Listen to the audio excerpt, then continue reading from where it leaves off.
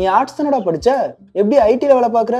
எந்த டிகிரினாலும் பரவாயில்லண்ணா. சென்னையில் இருக்க எஸ்எல்ஏ ஐடி ட்ரைனிங் இன்ஸ்டியூட் தான் நான் ட்ரைனிங் எடுத்தேன். மாசம் 30,000 சம்பாதிக்கிறேன். சூப்பர்டா. For IT training and placement, contact 88707 67784.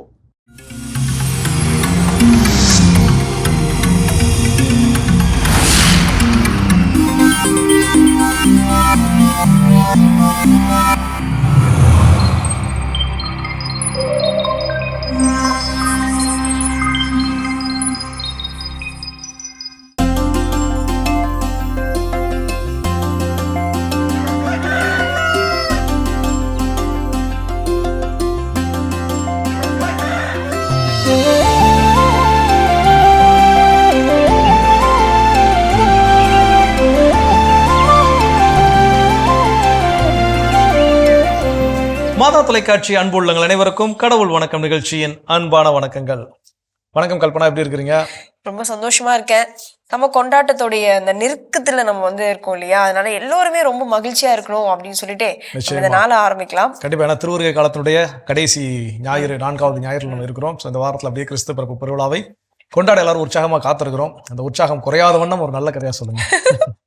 கண்டிப்பா. ஒரு பாட்டி, கண்ணு தெரியாத பாட்டி, ஒரு குடிசையில அவங்க வாழ்ந்துட்டு வராங்க. ஒரு நாள் என்ன ஆகுதுன்னு பாத்தீங்கன்னா, சாலை ஓரத்துல, ஒரு நெடுஞ்சாலை ஓரத்துல ஒரு நபர் நடந்து போயிட்டு இருக்காரு. அப்போ ஒரு போர்டுக்கு கீழே பாத்தீங்கன்னா ஒரு த்ரெட்ல, ஒரு நூல்ல ஒரு சீட்டு கட்டி தொங்க விட்டுட்டு போயிருக்காங்க. யாரோ ஏதோ சீட்டு தொங்குதுன்னு சொல்லிட்டு வர போய் அதை ஓபன் பண்ணி படிச்சா அதுல என்ன எழுதிருக்கு அப்படின்னு பாத்தீங்கன்னா, நான் ஒரு கண்ணு தெரியாத ஒரு மூதாட்டி, என்னுடைய 50 ரூபாய் இந்த இடத்துலதான் நான் தொலைச்சிட்டேன். ஆனா எனக்கு அதை தேடி கண்டுபிடிக்க முடியல. இதான் என்னுடைய விலாசம். யாராவது கண்டுபிடிச்சிங்க, எடுத்தீங்க அப்படின்னா எடுத்துட்டு என்னுடைய வீட்டுல கொடுத்துருங்க அப்படின்னு சொல்லி அதுல எழுதிருக்கு. உடனே சரின்னு சொல்லிட்டு அவர் என்ன பண்றாரு, அந்த அட்ரஸ்க்கு போய் யாருன்னு போய் பார்க்கலாம், காசெல்லாம் எதுவும் கிடைக்கல, ஆனா போய் பார்க்கலாம் அப்படின்னு சொல்லிட்டு போய் பாக்குறப்போ அந்த தனியா இருக்க அந்த மூதாட்டி அங்க வாழ்ந்துட்டு இருக்காங்க இல்லையா, அவங்கள போய் பாக்குறாரு, சந்திக்கிறாரு. அம்மா இந்த மாதிரி ஒரு சீட்ல இந்த மாதிரி எழுதி இருந்தது, எனக்கு அங்க 50 ரூபா காசு ஒரு தாள் கிடைச்சது, அது உங்களுதுன்னு சொல்லிட்டு விலாசத்தை கண்டுபிடிச்சு உங்க கையில கொடுக்குறவரோட அந்த பாட்டி வாங்கிட்டு சொல்றாங்க, இல்லப்பா, இதை நான் எழுதவே இல்லை, தயவு செஞ்சு இது நீ இவ்வளவு தூரம் தேடி கொடுக்குறேன்னு சொல்லி நான் வாங்கிக்கிறேன், ஆனா இது நீ ரிட்டர்ன் போறப்போ, அது திரும்பி போறப்போ அதை கிழிச்சு போட்டுருப்பா. இந்த மாதிரி கிட்டத்தட்ட ஒரு 2 வாரமா ஒரு 100 பேர்கிட்ட எனக்கு இந்த மாதிரி காசு கொடுத்துட்டு போறாங்க அப்படின்ட்டு. உடனே சரிம்மா அப்படின்னு சொல்லிட்டு அவர் திரும்பி வந்துடுறாரு. ஆனால் அவர் அந்த சீட்டை பாத்தீங்கன்னா கிழிச்சு போடல. யாரோ ஒரு நலம் விரும்பியோ இல்ல யாரோ ஒருத்தர் உதவி செய்யணும், இந்த பாட்டிக்கு உதவி செய்யணும் அப்படின்னு சொல்லிட்டு நினைச்சோ இதை செய்திருக்கலாம். இந்த உதவி ஏன் நம்ம தொடரக்கூடாது இந்த பாட்டிக்கு அப்படின்னு சொல்லிட்டு அதே நல்லுள்ளத்தோட அந்த சீட்டை அங்கேயும் மறுபடியும் கட்ட வைத்தது. இதுல இருந்து நம்ம என்ன தெரிஞ்சுக்கிறோம்? கண்டிப்பா யாராவது உதவி செய்ய வேண்டும் அப்படின்னா நிச்சயமாக அந்த உதவி செய்வதற்கு என்னென்ன வழிவகைகள் இருக்குது அதை அறிந்து உதவி செய்யலாம். இன்னொரு விஷயம் என்னன்னா, அந்த பாட்டி நினைச்சிருந்தா அதை மறைச்சு கூட, ஆமாமா நான் தான் எழுதி வச்சிருந்தேன் அப்படின்னு சொல்லி பொய் சொல்லி கூட அதை வாங்கிருக்கலாம். இருந்தாலும் அவங்களுடைய அந்த நேர்மையும் அங்க பாராட்ட வேண்டிய விஷயம் தான். நிச்சயமாக சிறப்பு. அந்த பாராட்டுதலோடு இன்னைக்கு நாளை தொடங்கலாம். இப்ப ஆலய தரிசனம் பார்க்கலாம்.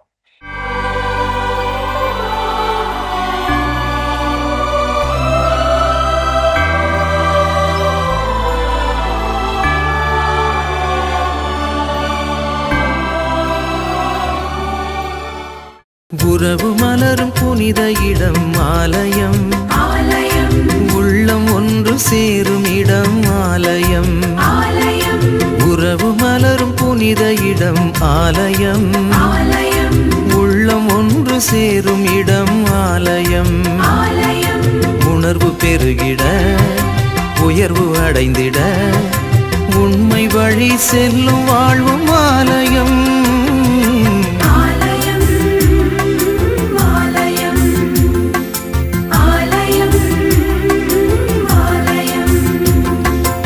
உறவு மலரும் புனித இடம் ஆலயம், உள்ளம் ஒன்று சேரும் இடம் ஆலயம்.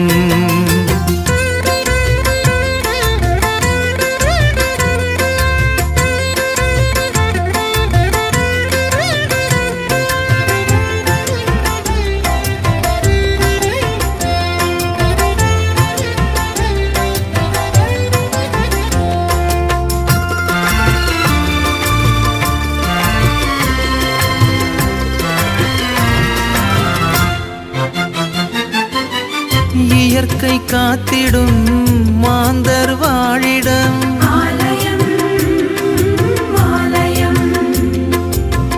பகிர்ந்து வாழ்ந்திடும்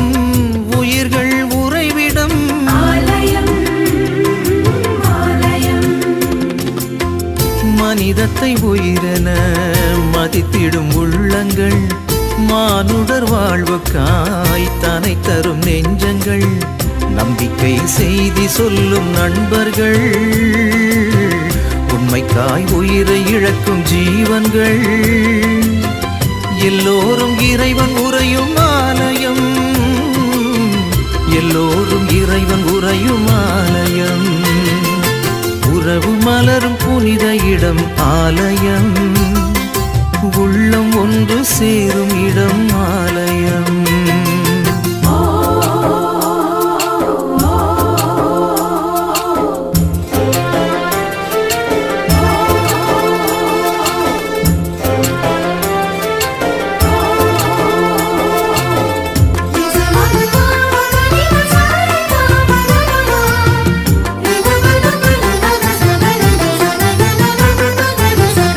பசுமை சோலைகள் பாடும் பறவைகள், ஆலயம் ஆலயம், காற்றும் வானமும் கடலும் மலைகளும், ஆலயம் ஆலயம், விடியலின் குரலென ஒலித்திடும் கலைகளும்.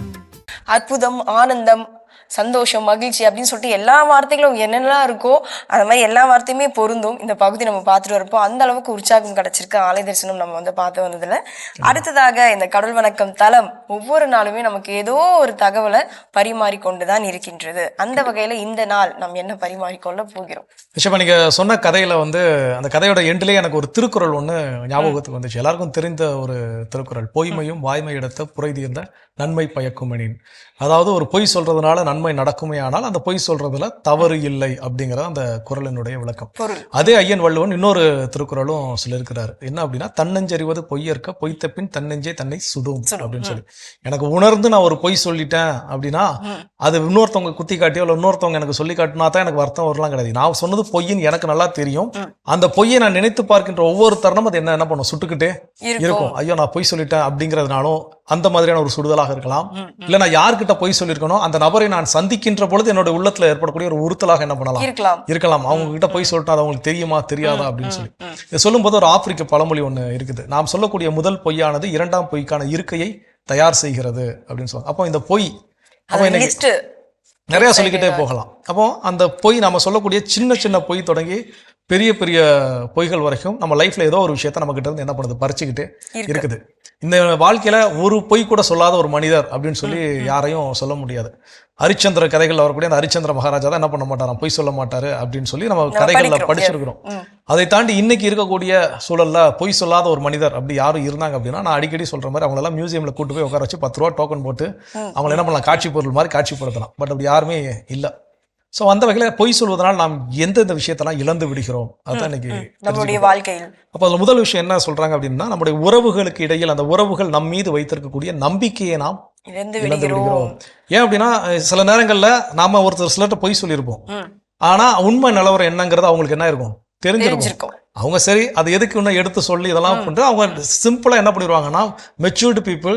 இப்போ நான் போய் ஒருத்தர்கிட்ட போய் சொல்றேன், அவர் வந்து நல்ல ஒரு முதிர்ச்சி அடைந்த மனிதராக இருக்கிறார், அவருக்கு உண்மை நிலை என்னன்னு தெரிஞ்சிருக்குன்னா என்னை கூப்பிட்டு இதுதான் உண்மை நீ இப்படி சொல்லிட்டோம்னா என்ன பண்ண மாட்டார், சண்டைக்கெல்லாம் வர மாட்டாங்க.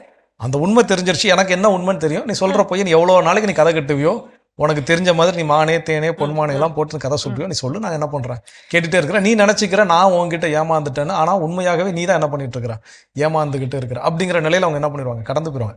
நாளைக்கு அந்த மனுஷங்கிட்ட போய் நான் என்ன ஒரு விஷயத்த சொன்னாலும், உண்மையே நான் சொன்னாலும் கூட அவருக்கு வந்து அது என்ன பண்ணுவார், ஐயத்தை ஏற்படுத்தும். பொய் சொல்றோம் அப்படின்னா முதல்ல நம்முடைய உறவுகளுக்கு இடையில் உறவுகள் நம் மீது வைத்திருக்கக்கூடிய நம்பிக்கையை இழக்கக்கூடும்.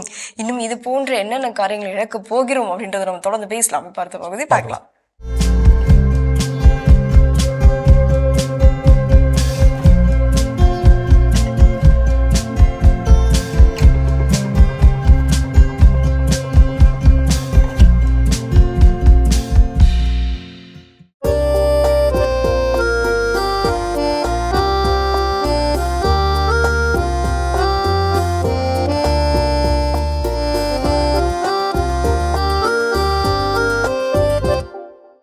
ஆண்டவர் எழுந்தருள்வார்,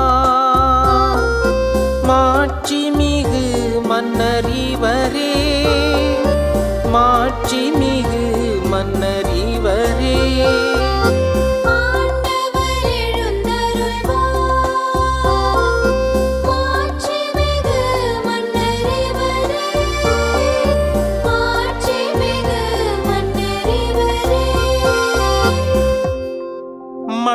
உலகம் அதில் நிறைந்துள்ள அனைத்தும் ஆண்டவருடையவை.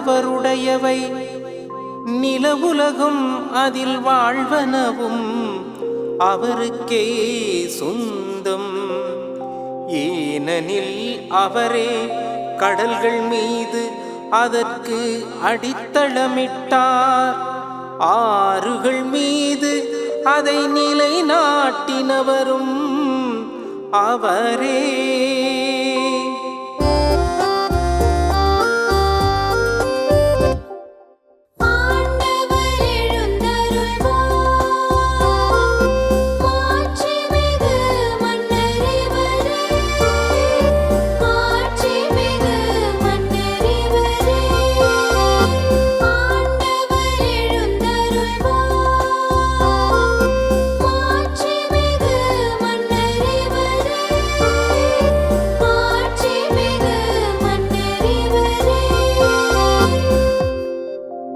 ஆண்டவரது மலையில் ஏற தகுதி உள்ளவர் யார்?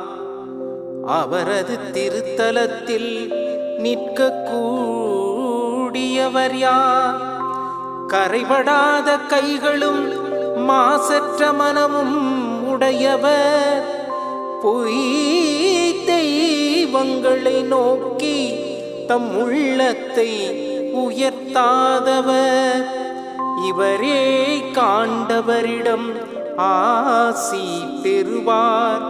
தம் மீட்பராம் கடவுளிடமிருந்து நேர்மையாளர் என தீர்ப்பு பெறுவார். அவரை நாடுவோரின் தலைமுறையினர் இவர்களே. யாக்கோவின் கடவுளது முகத்தை தேடுவோர் இவர்களே.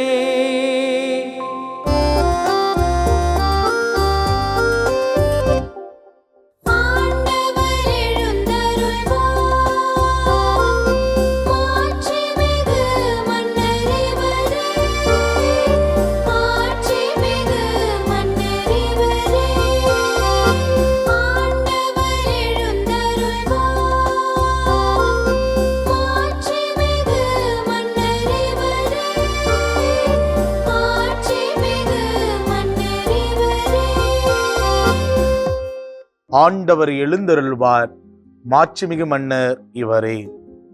இயேசுவில் பிரியமானவர்களே, திருப்பாடல் 24 உடன்படிக்கை பேழை பவனியாக திருப்பவனியிலே எடுத்து செல்லப்பட்ட போது பல்லவியாக பாடப்பட்ட ஒரு பாடலாகும். இந்த பாடல் முழுவதையும், திருப்பாடல் 24 முழுவதையும் படிக்கின்ற போது வரலாறும் எதிர்நோக்கும் இணைந்து செல்லக்கூடிய ஒரு பாடல் என்பதை நம்மால் உணர்ந்து கொள்ள முடியும். இந்த திருப்பாடலை குருத்து ஞாயிறு என்றும் சிறப்பாக ஆண்டவர் இயேசுவின் விண்ணக பெருவிழா என்றும் பாடுவது பொருத்தமாக இருக்கும். இந்த திருப்பாடலை 24 முழுவதையும் சிறப்பாக இறை வசனங்கள் 1 முதல் 6 முடிய உள்ள இறை வார்த்தைகளை படிக்கிற போது இறைவன் இந்த உலகத்தின் மீது, படைப்புகளின் மீது, அனைத்து ஜீவராசிகள் மீது அதிகாரமுடையவராக, அதன் மீது ஆட்சி செலுத்தக்கூடியவராக, அனைத்தும் அவருக்கு கட்டுப்பட்டதாக, அவருடைய கட்டுப்பாட்டில் இருப்பதாக நாம் உணர்ந்து கொள்ள முடிகிறது. படைப்பாளி படைப்பனைத்தையும் தன்னுடைய கட்டுப்பாட்டில் வைத்திருக்கிறார். அதன் மீது தன்னுடைய அதிகாரத்தை வைத்திருக்கிறார். தன்னுடைய முழு வல்லமையும் அதன் மீது, தன்னுடைய முழு ஆற்றலையும் அதன் மீது செலுத்துகிறார் என்பதை நம்மால் உணர்ந்து கொள்ள முடிகிறது.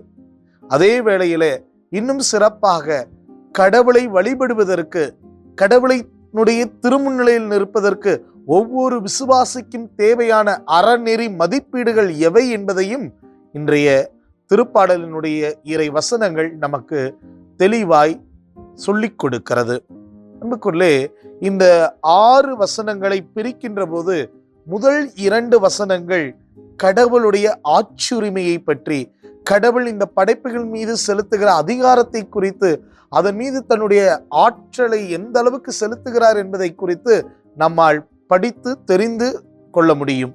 இறை வசனங்கள் 3 முதல் 6 முடிய ஒரு கடவுள் நம்பிக்கையாளன் என்கிறவன் கடவுள் திருமுன்னிலையில் நிற்பதற்கு, கடவுளை முகமுகமாய் காண்பதற்கு, கடவுளுடைய அந்த உன்னதமான ஆலயத்திலே தன்னை ஒரு நிலையான ஒரு விசுவாசியாய் நிறுத்திக் கொள்வதற்கு தேவையான மதிப்பீடுகள் எவை என்பதையும் இன்றைய வசனங்களில் சிறப்பாக அந்த 3 முதல் 6 முடிவுள்ள இறை வசனங்களிலே தெளிவாய் தெரிகிறது. உங்களுக்குள்ளே படைப்புகளை படைத்தவர் இறைவன். இந்த படைப்புகள் ஒவ்வொன்றும் ஆண்டவருடைய வார்த்தையினாலே உருவாகியது. அதை படைத்துவிட்டு தனியாக ஆண்டவர் தனித்து நிற்கவில்லை, மாறாக அதன் மீது தன்னுடைய அதிகாரம், அந்த அதிகாரம் என்பது கட்டுப்படுத்தக்கூடிய ஒரு அதிகாரம் அல்ல. அந்த படைப்பு தன்னுடைய முழு இலக்கை நோக்கி பயணிப்பதற்கு, அதனுடைய முழு ஆற்றலையும் அந்த படைப்பு எதற்காக படைக்கப்பட்டதோ அதை வெளிப்படுத்துவதற்கு இறைவன் ஊக்கச்சக்தியாக, ஆற்றலாக, இயக்குபவராக இருக்கிறார். ஆக படைப்பு அனைத்தின் மீதும், இதோ அதன் படைப்புல இருக்கிற ஒவ்வொன்றின் மீதும் கடவுள் தன்னுடைய அந்த ஆளுகை, தன்னுடைய ஆட்சி உரிமை, தன்னுடைய அதிகாரத்தை கொடுக்கிறார். படைப்பு என்பது கடவுளை விட்டு பிரிந்தல்ல, கடவுளை சார்ந்து இருக்கிறது என்பது நம்மால் புரிந்து கொள்ள முடிகிறது. இதன் வழியாக நாம் தெரிந்து கொள்ள வேண்டிய ஒன்று, இது படைக்கப்பட்ட ஒவ்வொன்றும் கடவுளை சார்ந்து இருக்க வேண்டும். அந்த படைப்பு அனைத்தையும் கடவுள் இயக்குபவராக இருக்கிறார். வாழ்வினுடைய துன்பங்கள், துயரங்கள், வாழ்வினுடைய ஏற்றத்தாழ்வுகள் எல்லாவற்றிலும் கடவுள் தன்னுடைய ஆளுகைக்குள்ளாக வைத்திருக்கிறார் என்பது நமக்கு புலப்படுகிறது.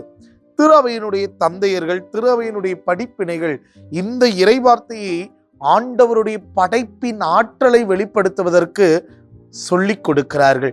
இந்த திருப்பாடல் 24 முதல் 2 வசனங்கள் இறைவன் ஒரு படைப்பாளியாய் எந்த அளவுக்கு படைப்பினுடைய ஆற்றல் அவரிடத்திலிருந்து புறப்படுகிறது என்பதை வெளிப்படுத்தக்கூடியதாக இருக்கிறது. இதை திருஅவை தந்தையர்கள் யோவானச்சியினுடைய 1 அதிகாரம் 3வது இறைவார்த்தையோடு ஒப்பிட்டு பார்க்கிறார்கள். அது என்ன? யோவானச்செய்தி 1 அதிகாரம் 3வது இறைவார்த்தை, அனைத்தும் அவரால் உண்டாயின, உண்டானது எதுவும் அவரால் அன்றி உண்டாகவில்லை என்று சொல்லி இந்த உலகில் இருக்கிற ஒவ்வொன்றும் கடவுளுடைய வார்த்தையினால், கடவுளுடைய அந்த உன்னதமான அருள் கொடையினால் உருவானது என்று சொல்லி இந்த படைப்பனைத்தும் கடவுளுடைய ஆளுகைக்குள்ளாய், கட்டுப்பாட்டிற்குள்ளாய் இருக்கிறது, கடவுளை சார்ந்து இருக்க வேண்டும் என்பது நமக்கு சொல்லித் தரப்படுகிறது. கடவுளுடைய இரக்கம், கடவுளுடைய அந்த நேர்மை, கடவுளுடைய அருள், சாக்ரமெண்டல் கிரேஸ், கடவுளுடைய உன்னதமான அருள், இவற்றின் வழியாகத்தான் நாம் நம்மை இன்னும் தூய்மையாக்கி கொள்ள முடியும். கடவுளுடைய அந்த உன்னத திருமுன்னிலைக்கு நாம் செல்ல முடியும், இந்த மதிப்பீடுகளில் வளர முடியும் என்பது இன்றைக்கு நமக்கு சொல்லித் தரப்படுகிறது. இந்த 6 வசனங்களிலிருந்து நம்முடைய வாழ்க்கைக்கு நாம் 2 காரியங்களை கற்றுக்கொள்ளலாம். ஒன்று, நாம் அனைத்தும் கடவுளால் உண்டானவர்கள். கடவுளுடைய ஊக்கச்சக்தி இல்லாமல், இயக்க ஆற்றல் இல்லாமல் நம்மால் வாழ முடியாது. எனவே எல்லாவற்றிலும், எல்லா சூழ்நிலையிலும் படைப்பாளியான இறைவனை, படைப்பு பொருட்களாகிய நாம் சார்ந்திருக்க வேண்டும். 2வது, இறைவனே இந்த உலகில் இருக்கிற ஒவ்வொன்றையும் படைத்திருக்கிறார், குறிப்பாக இயற்கையை. எனவே இந்த இயற்கைக்கு அதிபதி கடவுள்தான், நாமல்ல என்பதை உணர்ந்து நாமெல்லாம் பணியாளர்கள், பாதுகாக்க வேண்டியவர்கள் என்கிற பொறுப்பை உணர்ந்து கொள்ள வேண்டும். 2வது, ஒவ்வொரு முறையும் திருமுழுக்கு, ஒப்புரவு அருட்சானத்தின் வழியாய் நம்முடைய பாவக்கரைகள் நீக்கப்படுகிறது என்பதை உணர்ந்து ஒவ்வொரு முறையும் ஒப்புரவு அருட்சானத்தை அணுகி நம்மை தூய்மையாக்கி கொள்ள வேண்டும். ஜெபிப்போமா. அன்பின் இறைவா, படைத்தவரே, எங்களை பராமரிக்கிறவரே, உம்முடைய இயக்க ஆற்றல் இல்லாமல், உம்முடைய சக்தி இல்லாமல் எங்களால் ஒன்றும் செய்ய முடியாது என்பதை உணர வைத்ததற்காகவும், நாங்கள் எல்லாம் பணியாளர்கள், உம்முடைய படைப்பை பாதுகாக்க வேண்டியவர்கள் என்பதை உணர வைத்ததற்காகவும், ஒவ்வொரு முறையும் இதோ அருளடையாளங்களை அணுகி எங்களை நாங்கள் தூய்மையாக்கி கொள்ள வேண்டும் என்பதை உணர வைத்த கிருபைக்காகவும் நன்றி சொல்கிறோம். உணர்ந்ததை வாழ்வாக்க எங்களுக்கு அருள் புரியும் எங்கள் ஆண்டவராகிய கிறிஸ்து வழியாக மன்றாடுகிறோம். ஆமேன். அருமையான தினம் ஒரு திருப்பாடல் பகுதி பார்த்துட்டோம். அதோட இன்னைக்கு நம்ம பேசிட்டு இருக்கிறோம் கடவுள் வணக்கம் நிகழ்ச்சியில பொய் சொல்றதுனால நாம ஏற்படக்கூடிய இழப்புகள் என்னென்ன அப்படின்னு சொல்லி, அடுத்த இழப்பு என்ன? மன அமைதி அப்படின்றது ஒரு மனுஷனுக்கு எவ்வளவு முக்கியம் அப்படின்றத அதை அனுபவிக்கிறவங்களுக்கு தான் தெரியும் இல்லையா? அது இல்லை அப்படின்னா அந்த வாழ்க்கையே என்னடா இப்படி ஒரு வாழ்க்கையா அப்படின்னு நம்மளுக்கு சொல்ல தோணும். ஸோ அதே மாதிரி தாங்க இந்த ஒரு பொய் அப்படின்னு நம்ம சொல்லிட்டோம்னு வச்சுக்கோங்களேன், அந்த மன அமைதியை தொலைச்சிட்டு நம்ம நிற்போம். நம்ம உறவுகளுக்கு மத்தியிலாகட்டும், இல்லை நண்பர்களுக்கு மத்தியிலாகட்டும், ஏதோ ஒரு விஷயம் அந்த நம்பிக்கையின் அடிப்படையில் அப்படி நம்ம அவங்க மேலே வச்சிருக்க நம்பிக்கையோ, இல்லை அவங்க நம்ம மேலே வச்சிருக்க நம்பிக்கையோ கெடுக்கும் பொழுது, அந்த பொய் அப்படின்ற ஒரு விஷயம் கெடுக்கும் பொழுது மன அமைதி தன்னாலே வெளியே போய்விடும். கண்டிப்பா. அதாவது நம்ம பொய் சொல்லிட்டாலே அங்க மன அமைதி கிடையாது, அவ்வளவுதான். ஏன் அப்படின்னா அந்த பொய் குறித்து ஏன்னா நான் சொன்னது பொய், அதுல உண்மை அப்படிங்கிறது இல்லை. உண்மை என்பது இல்லாததுனால இந்த உண்மை என்னைக்கு புலப்படும், இது என்னைக்கு வெளிவரும் அப்படிங்கிற ஒரு பயம் எனக்குள்ள ஏற்பட்டுரும். அந்த பயம் ஏற்பட்டாலே ஆட்டோமேட்டிக்காக எனக்குள்ள நிம்மதி மன இருக்காது. நிம்மதி இல்லாமல் போய்விடும். அப்போ ஒரு சில நேரங்களில் நான் யார்கிட்ட பொய் சொல்லியிருக்கணும் அந்த மனிதரை பார்த்து நான் விலகி செல்வேன். ஒருவேளை அந்த மனிதர்கிட்ட நான் பேசும்போது அவருடைய சிறிய கண்ணசைவு கூட எனக்கு என்ன ஒரு எண்ணத்தை ஏற்படுத்தும் அப்படின்னா, ஐயோ ஒருவேளை உங்களுக்கு உண்மை தெரிஞ்சிருக்கும், அதனால தான் நம்மகிட்ட இப்படி சொன்னாங்க. நம்ம பல விஷயத்தை நம்ம என்ன பண்ணுவோம்னா உள்ள போட்டு திங்க் பண்ண ஆரம்பிச்சிடும். ஸோ அப்போ அந்த பொய் சொல்லி அந்த பொய் வெளியே வந்ததுக்கு அப்புறம் தான் மன அமைதி போகுமான்னு கேட்டால் கிடையவே கிடையாது. பொய் சொன்ன அந்த தருணத்திலிருந்து அந்த நொடியிலிருந்து நம்மளுடைய பீஸ் ஆஃப் மைண்ட், தொலைத்து விடுவோம். மன அமைதி நம்ம கிட்ட இருக்காது. இன்னும் என்னென்ன தொலைக்க போகிறோம்ன்றதை தொடர்ந்து பேசுவோம். இப்ப அடுத்த பகுதி பார்க்கலாம்.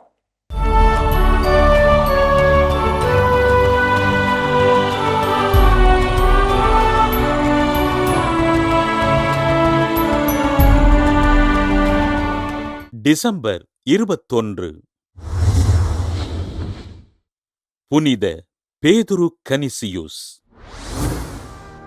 ஹாலந்து நாட்டில் நிஜ்மெகன் பகுதியில் வாழ்ந்த ஜேக்கப் கனீஸ் எஜிடிலா வான் ஹௌவேனிக்கன் பெற்றோருக்கு கிபி 1521 மே 8 பிறந்தார் பேதுரு கனிசியுஸ். ஜெர்மன் நாட்டின் கொலோன் பல்கலைக்கழகத்தில் சட்டம் பயின்ற இவர் இயேசு சபையின் அருட்குரு பேதுரு ஃபேபரை சந்தித்து ஆன்மீக தெளிவு பெற்றார். ஹாலந்து மண்ணின் முதல் நபராக இயேசு சபையில் சேர்ந்த கனிசியுஸ் கிபி 1546 குருவாக அருட்பொழிவு பெற்றார். அலெக்சாந்திரியா நகர் புனித சிரில் மற்றும் புனித பெரிய கிரகோரியாரின் படைப்புகளை நூல் வடிவில் கொண்டு வந்த கனிசியுஸ் ஆக்ஸ்பெர்க் ஆயரின் ஆலோசகராக பணி செய்தார். இயேசு சபையின் தலைவரான லொயோலா இஞ்ஞாசியார் கேட்டுக்கொண்டதன் பேரில் மெசினா பகுதியில் இருந்த இயேசு சபை கல்லூரியில் சில காலம் பேராசிரியராக பணி செய்த கனிசியுஸ் ஜெர்மனி சென்று இறைப்பணிகளைச் செய்தார். வியன்னா பகுதியில் குரு மடத்தினையும் கல்விச் சாலைகளையும் கட்டி எழுப்பிய கனிசியுஸ் இறையியல் கருத்துக்களையும் திருச்சபையின் போதனைகளையும் எடுத்துரைத்தார். திருமறை சுவடி என்னும் நூலினை எழுதிய இவர் பொஹீமியாவின் 6 நகரங்களில் கல்லூரிகளை கட்டி எழுப்பி ஏழை மாணவர்கள் கல்வி கற்க வழிகாட்டினார். மறையுறையில் சிறந்து விளங்கி திருத்தந்தை, ஆயர்கள், குருக்கள், பேரரசர்கள் மற்றும் பொதுமக்களுக்கு தன் கடிதத்தின் வாயிலாக ஆறுதலையும் ஆலோசனைகளையும் வழங்கிய அருட்தந்தை பேதுரு கனிசியுஸ் கிபி 1597 டிசம்பர் 21 விண்ணகமடைந்தார். தன் மறையுறையின் வழியாகவும் எழுத்தின் வாயிலாகவும் ஜெர்மனி திருச்சபையில் மறுமலர்ச்சியினை ஏற்படுத்திய அருட்தந்தை பேதுரு கனிசியுசினை திருத்தந்தை 11ஆம் பத்திநாதர் கிபி 1925 மே 21 புனிதராக உயர்த்தி திருச்சபையின் மறைவல்லுனராக அறிவித்தார். கத்தோலிக்க அச்சகங்களின் பாதுகாவலராக விளங்கும் புனித பேதுரு கனிசியுஸ் திருவிழாவினை கொண்டாடுகின்ற நாம் அச்சகங்களில் பணி செய்வோருக்காகவும் அவர்களின் குடும்பங்களுக்காகவும் ஆண்டவரிடம் ஜெபிப்போம். சிறப்பான இன்றைய புனிதர் பகுதி நம்ம பார்த்துட்டோம்.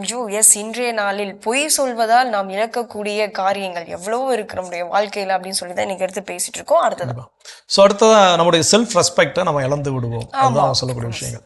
ஸோ செல்ஃப் ரெஸ்பெக்ட் அப்படிங்கும்போது நான் ஒரு பொய் சொல்லிட்டேன், அந்த பொய் அப்படிங்கிறத அழகா தமிழ்ல நமக்கு பெரியவங்க சொல்லி கொடுத்துட்டு போயிருக்காங்க. கெட்டிக்காரன் பொழுது 8 நாளையில் தெரியும் அப்படின்னு சொல்லி. அப்போ அந்த ஒரு 8 நாளைக்கு வேணா என்னால் என்ன பண்ணுவோம், தாக்கு பிடிச்சி என்னோட பொய்யை மெயின்டைன் பண்ணி நான் சொன்னது உண்மை அப்படிங்கிறது போல.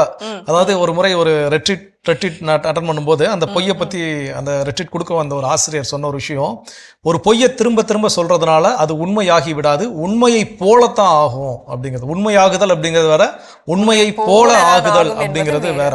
அது ரெண்டுக்கும் வித்தியாசம் இருக்குது. அப்போ அது உண்மை ஆகிறதுக்கான வாய்ப்பு கிடையவே கிடையாது. என்னைக்கு இருந்தாலும் அந்த உண்மைத்தன்மை என்பது நிச்சயமாக வெளிப்படும். அதை வெளிப்படக்கூடிய அந்த நாளில் இவனை எவ்வளோவா நான் பெருசாக நினச்சேன், பாரு இந்த ஒரு விஷயத்தில் போய் இப்படி நீ பொய் சொல்லியிருக்கியே, உன்னை நான் எவ்வளவோ நம்பினேன், ஆனால் நீ இந்த விஷயத்தில் போய் இப்படி ஒரு பொய் சொல்லியிருக்கியே, அப்போ உனக்கு தெரிஞ்ச இவ்வளோ பொய்யை சொன்னா இன்னும் நீ எவ்வளோலாம் சொல்லியிருப்போம். அப்போ நான் அடுத்த நாளைக்கு நான் என் மேலே இருக்கக்கூடிய எல்லா நிலைகளிலுமே என்ன பண்ணும், சந்தேகத்திற்கு இடமாக அது மாறும். அப்போ சந்தேகத்திற்கு இடமாக மாறுகின்ற பொழுது இயல்பாகவே அடுத்து என்ன அது வரைக்கும் மதிச்சவங்களா அதுக்கப்புறம் என்ன பண்ண மாட்டாங்க, மதிப்பு இல்லாமல் போய்விடும், மதிக்கவே மாட்டாங்க. அந்த சுய மரியாதை அப்படின்றது அங்க காணாமல் போய்விடும். இன்னும் என்னென்ன காணாமல் போகுதுன்றதையும் நம்ம தொடர்ந்து பேசுவோம். இப்ப அடுத்த பகுதி பார்க்கலாம்.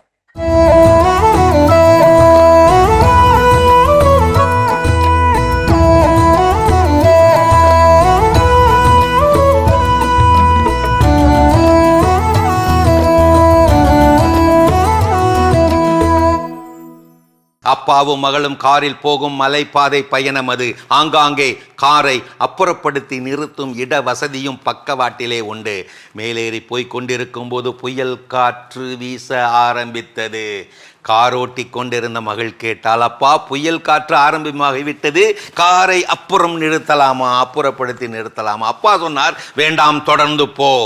காற்றை கிழித்து கொண்டு போய் கொண்டிருந்த போது பல கார்கள் ஆங்காங்கே நிறுத்தி காத்திருப்பது கண்டு மேலும் கேட்டாள் மகள், இப்போதாவது பக்கவாட்டிலே காரை நிறுத்தி வைத்துக் கொள்ளலாமா, காத்திருக்கலாமா? அப்பா சொன்னார், வேண்டாம், தொடர்ந்து போ. சிரமத்தோடு போகும்போது 18 சக்கர சரக்கு கனரக லாரி ஒன்று பக்கவாட்டிலே நிறுத்தி வைத்திருப்பதை கண்டும் புயல் வேகம் கூடியிருப்பது கண்டும் மகள் கேட்டால், அப்பா இதுக்கு மேலே ரிஸ்க்கு, நிறுத்தலாமா? அப்பா சொன்னார், வேண்டாம், முனைந்து போ, முன்னேறி போ. முனைந்து காரை ஓட்டி சென்றபோது புயலின் வேகம் மணலோடு சுற்றி சுழற்றி அடித்து கொடூரமாகி கொண்டிருக்க, இப்போதாவது காரை நிறுத்தலாமா என்று மகள் கேட்க, வேண்டாம், நிறுத்தாதே, தொடர்ந்து முன்னேறி கொண்டு போ. தொடர்ந்து முன்னேறி காரை மகள் ஓட்டிய போது கொஞ்ச நேரத்திலே புயல் மெல்ல மெல்ல குறைய ஆரம்பித்தது. கொஞ்சம் கொஞ்சமாக சாலை தெளிவாக தெரிய ஆரம்பித்தது. இப்போது சீராக ஓடிக்கொண்டிருந்தது கார். அப்பா சொன்னார், இப்போது காரை அப்புறமாய் நிறுத்து, அப்புறப்படுத்தி நிறுத்து. நிறுத்த வேண்டிய இடத்தில் நிறுத்த வேண்டிய நேரத்தில் நிறுத்தாமல் ஏனப்பா இப்பொழுது நிறுத்த வேண்டும்? முனகியபடியே காரை அப்புறப்படுத்தி நிறுத்தினாள் மகள். இருவரும் இறங்கியவுடன் அப்பா சொன்னார், பின்னால் திரும்பி பார், அதோ மலைப்பாதையில் நிறுத்தப்பட்டிருக்கும் அத்தனை வாகனங்களும் இன்னும் புயல் காற்றுக்குள் கிடப்பதை பார். நீ தொடர்ந்து முன்னேறி முனைந்தாய், புயலை கடந்தாய். பயண புயல் பாதையில் கனரக வாகனமே கைவிட்டு நின்று விட்டாலும் கலக்கத்தை கைவிடு, கலங்காமல் முன்னேறு. முன்னேறுபவருக்கு முன்னே முனைந்து இருப்பார் கடவுள். எத்தனை புயல்களை நீ சமாளித்து கடந்தாய் என்பதை பற்றி உலகத்திற்கு கவலை இல்லை. கப்பலை கவனமாக கரை சேர்த்தாயா என்பது மட்டுமே அவர்களுக்கு கவலை. கடந்து வந்த பாதைகளை தவறாக பார்க்காமல் பாடமாக பார்த்தால் நடக்கவிருக்கும் பாதை அற்புதமாக மாறும். கோபத்தில் காக்கப்படும் அமைதி புயலுக்கும் முன் வரும் அமைதியை விட வலியது. கோபமும் புயலும் ஒரே மாதிரிதான். அடங்கிய பிறகுதான் தெரியும் அடைந்த இழப்புகள் எவ்வளவு என்று. கஷ்டப்படாமல் பயணித்தேன் என்பதை விட கஷ்டப்படுத்தாமல் பயணித்தேன் என்பதில் தானே பெருமை. ஆலமரம் புளிய மரம் புயல் வேகத்தை குறைக்கும், அரச மரம் அதிக ஆக்சிஜனை உற்பத்தி செய்யும், வேப்ப மரம் விஷக்காற்றை முறிக்கும், பனை மரம் நிலத்தடி நீரை பாதுகாக்கும், மனித இனம் இவற்றையெல்லாம் வெட்டும், அழிக்கும். கடந்து போன பயண பாதை நிமிடங்களை விலைக்கு வாங்கி அனுபவிக்க முடிகின்ற அளவுக்கு இந்த உலகில் யாரும் பணக்காரர் கிடையாது. முன்னேறும் சந்தர்ப்பங்கள் தாமாக வருவதில்லை, அவை உருவாக்கப்படுகின்றன.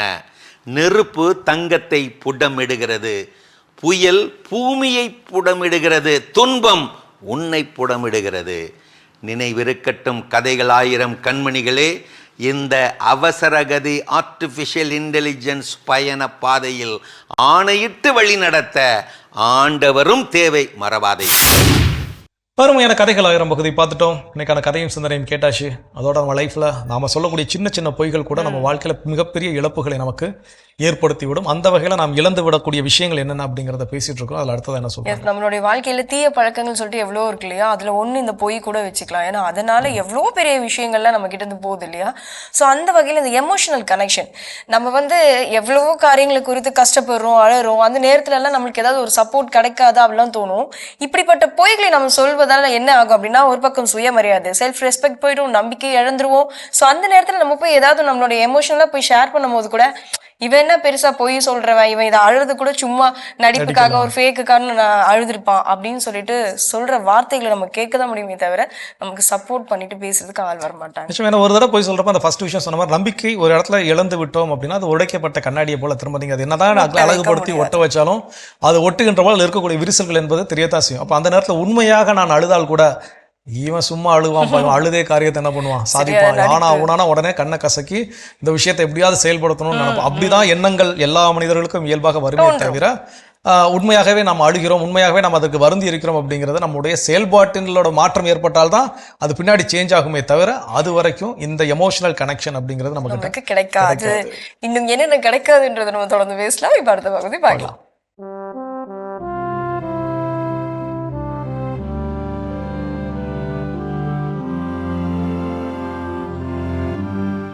அன்புக்குரியவர்களே, ஆண்டவர் இயேசுவின் இனிய திருப்பெயரில் உங்களை அன்போடு வாழ்த்துகின்றேன். இயேசுவின் ஆளுமை என்னும் தொடரில் இன்று ஏளனத்தை ஏற்றுக்கொண்ட இயேசு என்னும் செய்தியை உங்களோடு பகிர்ந்து கொள்ள விரும்புகின்றேன். இயேசுவின் ஆளுமையில் அவர் ஏளனத்தையும் ஏற்றுக்கொண்டார்.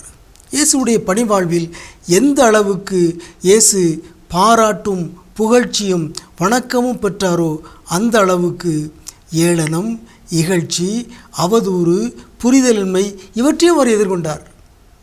ஆனால் அவர் துவண்டு விடவில்லை, அவற்றையும் அவர் ஏற்றுக்கொண்டார். இதனை மார்க் நற்செய்தியாளர் துணிவாக பதிவு செய்திருக்கிறார். மார்க் நற்செய்தியில் இயேசுவை பற்றிய எதிர்மறையான சற்று அதிர்ச்சி தரக்கூடிய ஒரு செய்தியை நாம் வாசிக்கின்றோம். மார்க் நற்செய்தி 3ஆம் அதிகாரம் 21. அவருடைய உறவினர்கள் இதை கேள்விப்பட்டு அவரை பிடித்து கொண்டு வரச் சென்றார்கள். ஏனெனில் அவர் மதிமயங்கி இருக்கிறார் என்று மக்கள் பேசிக்கொண்டனர். அவ்வளோதான். ஆனால் அதையும் பதிவு செய்திருக்கிறார் மார்க் நற்செய்தியாளர். அவர் மதிமயங்கி இருக்கிறார் என்று மக்கள் பேசிக்கொண்டார்கள். இதனை ஏன் மார்க் பதிவு செய்திருக்கிறார் என்றால், இயேசு ஒரு இறைவாக்கினருக்கே உரிய ஒரு பண்போடு அவர் திகழ்ந்தார். போற்றுவார் போற்றலும், தூற்றுவார் தூற்றலும் எங்களுக்கு ஒரு பொருட்டல்ல என்று பவுலடியார் சொன்னார் அல்லவா. அதேவர் இயேசுவிடமிருந்து தான் கற்றுக்கொண்டிருக்கிறார். இயேசுவுக்கு போற்றுதலும் உண்டுதான், தூற்றுதலும் உண்டுதான். அவர் அனைத்தையும் ஒரு போராளியாக, ஒரு போதகராக, ஒரு இறைவாக்கினராக எளிதாக ஏற்றுக்கொண்டார், இயல்பாக கடந்து சென்றார். எனவே அதை மார்க் நற்செய்தியாளர் துணிவோடு பதிவு செய்திருக்கிறார். இயேசுவை பற்றி மக்கள் இப்படியெல்லாம் பேசினாங்க, ஆனால் இயேசு கலங்கவில்லை. அவர் தான் உண்டு, தன் கடமை உண்டு, தான் உண்டு, தன் பணி உண்டு என்று தொடர்ந்து தன் பணிகளை செய்து கொண்டே சென்றார். சென்ற விடமெல்லாம் நன்மையே செய்து கொண்டு சென்றார். எனவே அவர் சந்தித்த தூற்றுதல்களையும் அவரை பற்றிய எதிர்மறையான விமர்சனங்களையும் தொடக்க துறவியினர் ஏற்றுக்கொண்டார்கள். அதில் அவர்களுக்கு எந்த சிக்கலும் இல்லை. இயேசுவிடமிருந்து இதை நாம் கற்றுக்கொள்வோமாக. நம்முடைய வாழ்வில் எப்படி நாம் பாராட்டுக்களை மகிழ்ச்சியோடு ஏற்றுக்கொள்கிறோமோ அதே போலவே ஏளனங்களையும் இகழ்ச்சிகளையும் புரிதலின்மையும் எளிதாக ஏற்றுக்கொண்டு கடந்து செல்ல இயேசுவிடமிருந்து கற்றுக்கொள்வோமாக. உங்களுக்கு அமைதி உரித்தாக. மிக அற்புதமான பகுதி இயேசுவின் ஆளுமைகள் நம்ம பார்த்துட்டோம். எஸ், பொய் சொல்வதால் நாம் இழக்கக்கூடிய காரியங்களில் அடுத்ததாக என்ன அப்படின்னா, பொய் சொல்றதை பத்தி ஒரு டைம் கிளாஸ்ல பேசிட்டு இருக்கும்போது ஒரு ஆசிரியர் சொன்னார், பொய் சொல்றது கூட ஒரு டேலண்ட் வேணும். ஆமா, அதுக்கு ஒரு திறமை வேணும். அந்த திறமை யாருக்கும் இருப்பது இல்லை அப்படிங்கறத அடுத்த அடிஷனல் விஷயம். எல்லாருமே நம்ம ஏத்துக்கிறோம், பொய் சொல்றதுக்கு ஒரு டேலண்ட் வேணும் அப்படின்னு சொல்லி. கூடுதலாக அதோடு இணைந்து வரக்கூடிய இன்னொரு விஷயத்தை நம்ம மறந்துடுறோம். அந்த திறமை யாருக்கும் இருக்கிறது கிடையாது. ஏன் அப்படின்னா, ஒரு பொய்யை மறைக்க 9 பொய் சொல்ல வேண்டி இருக்குது அப்படின்னு சொல்றோம் இல்லையா. அந்த சொன்ன 9வது பொய் சொல்லுகின்ற பொழுது முதல்ல என்ன பொய் சொன்னோங்கிறது யாருக்கும் ஞாபகத்துல இருக்கிறது இல்லை. ஆனா அந்த ஒரு விஷயம் கேட்ட யாரோ ஒருத்தருக்கு அது ஞாபகத்தில் இருக்கின்றபோது, இல்லை நீ தொடக்கத்துல நீ வேற மாதிரி இல்லை சொன்ன. இப்ப நமக்கே என்ன ஆயிரும்னா, என்னைக்கு யாருக்கிட்ட எந்த பொய்யை சொல்லியிருக்கிறோம், யாருக்கிட்ட எந்த பொய்யை எந்த அளவுக்கு சொல்லியிருக்கிறோம் தெரியாது. நம்ம நிறைய பேர்கிட்ட ஒரே பொய்யை மாத்தி மாத்தி மாத்தி மாத்தி சொல்லி மேபி அது ஒரு சில நேரங்கள் என் மேல எல்லாரும் அனுதாபப்படணும் அப்படின்னு நினைக்கக்கூடிய ஒரு விஷயமா இருக்கலாம். இல்ல என் மேல பரிதாபப்பட்டு நான் செய்யக்கூடிய தப்பை கண்டுக்காம இருக்கணும் இருக்கும் அப்படின்னு சொல்லக்கூடிய பொய்களாக இருக்கலாம். அப்ப நான் ஒவ்வொருத்தர்ட்ட வேற வேற ஸ்டோரி என்ன பண்ணிருப்பேன் சொல்லியிருப்பேன். சொல்லிருக்கலாம். ஒருவேளை அந்த நான் 3 பேர்ட்ட நான் 3 விதமா ஸ்டோரி சொல்லியிருக்கிறேன். 3 பேர் ஒரே நாள்ல வந்து அந்த ஸ்டோரியை பத்தி என்கிட்ட கேட்கும்போது யார்கிட்ட என்ன சொன்னேன்னு தெரியாது. ஒவ்வொருத்தர் ஒவ்வொரு கேள்விகள் கேட்கும்போது ஒருத்தருக்கு நான் சொல்லக்கூடிய பதில் இன்னொருத்தருக்கு என்னவா இருக்கும், முரணா இருக்கும். அப்போ அந்த மென்டல் கிளாரிட்டி எல்லாம் சொல்றோம் இல்லையா, பொய் சொல்றதுக்கு டேலண்ட் வேணும்னு, அதோடைய தொடர்ச்சி பொய் சொல்றதுக்கு நம்ம டேலண்ட் யாருக்கும் கிடையாது. நாம இருக்குன்னு நினைச்சுக்கிட்டு பொய் சொல்றதுனால இந்த மாதிரியான சிக்கல்களில் மாட்டிக்கொண்டு மனக்குழப்பத்திற்கு நாம் ஆளாகி விடுவோம். அப்ப மன நிம்மதி, மன தெளிவு அப்படிங்கிறது இருக்காது. இப்படி ஒரு நிலை நமக்கு வேணுமா? இன்னும் தொடர்ந்து இதை பத்தி பேசுவோம். அதுக்கு முன்னாடி ஒரு சின்ன பிரேக் போயிட்டு வரலாம்.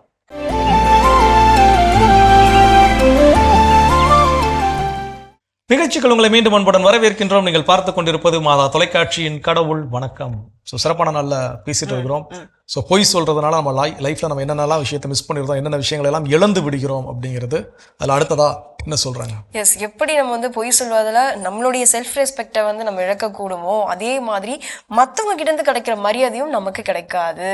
ஒரு பொய் சொல்லும் மனிதனா நம்ம வந்து முத்திரை குத்துட்டாங்க அப்படின்னா அவ்வளோதான், முடிஞ்சு போச்சு. சின்னதுல இருந்து பெருசு வரைக்கும் நம்மளை மதிக்காது அந்த வீட்டில் அப்படின்ட்டு. அடுத்ததான் நம்ம ஒரு மாற்றங்கள் அப்படின்னு வந்தா கூட, நம்ம போய் ஏதோ ஒன்று சொல்ல வந்தால் அப்படின்னா கூட நான் போய் ஓகே நான் போய் அதை ப்ரொமோட் பண்றேன், நான் போய் ப்ரெசென்ட் பண்றேன் அப்படின்னு சொன்னா கூட மற்றவங்க கிட்ட இருந்து எப்பவுமே நம்மளுக்கு கிடைக்கும் இல்லையா, ஓகேடா நீ பண்ணு, நீ நல்லா பண்ணுவ அப்படின்ற ஒரு அப்ரிசியேஷன் கூட நமக்கு கிடைக்காது. ஏன்னா அந்த மதிப்பையும் மரியாதையும் அவங்க கிட்ட நம்ம இழந்திருப்போம். நிச்சயமா நம்ம வீட்டுல எல்லா பெரியவங்களும் நமக்கு சொல்லக்கூடிய ஒரு ஆலோசனை, எல்லார் வீட்லயும் இந்த ஆலோசனை கண்டிப்பா சொல்லியிருப்பாங்க, அட்வைஸ் பண்ணியிருப்பாங்க.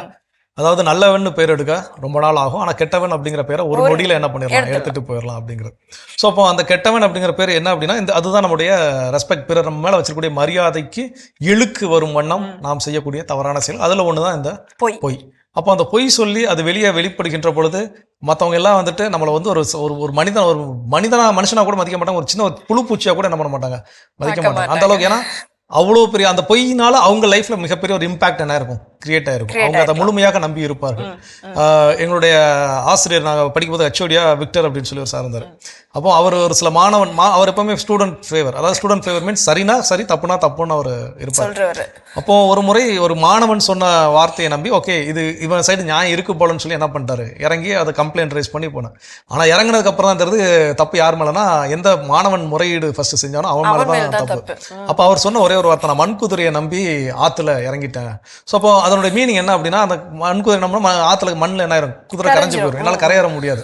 ஸோ இப்போ ஒன்னால நான் என்ன பண்ணி நான் மாட்டிட்டேன். இப்போ நாளைக்கு உண்மையாகவே ஒரு சூழல் ஒரு பையன் போய் நின்னாலும் கூட அவர் இந்த ஒரு அனுபவத்தினால என்ன பண்ணிடுவார், யோசிக்கத்தான் செய்வார். ஓகே ஏற்கனவே இப்படி நம்ம ஒரு அனுபவப்பட்டோம், திரும்ப நாம் அனுபவப்பட வேண்டாம். ஸோ அப்போ அந்த மதிப்பு, இன்னொருத்தர் மேல இருக்கக்கூடிய மதிப்பு என்ன பண்ணுவோம், டோட்டலா நம்ம இழந்து டேமேஜ் பண்ணிடும் அப்படின்றத நம்ம புரிந்து கொள்வோம். இன்னும் தொடர்ந்து பேசலாம், பார்த்த பகுதி பார்க்கலாம்.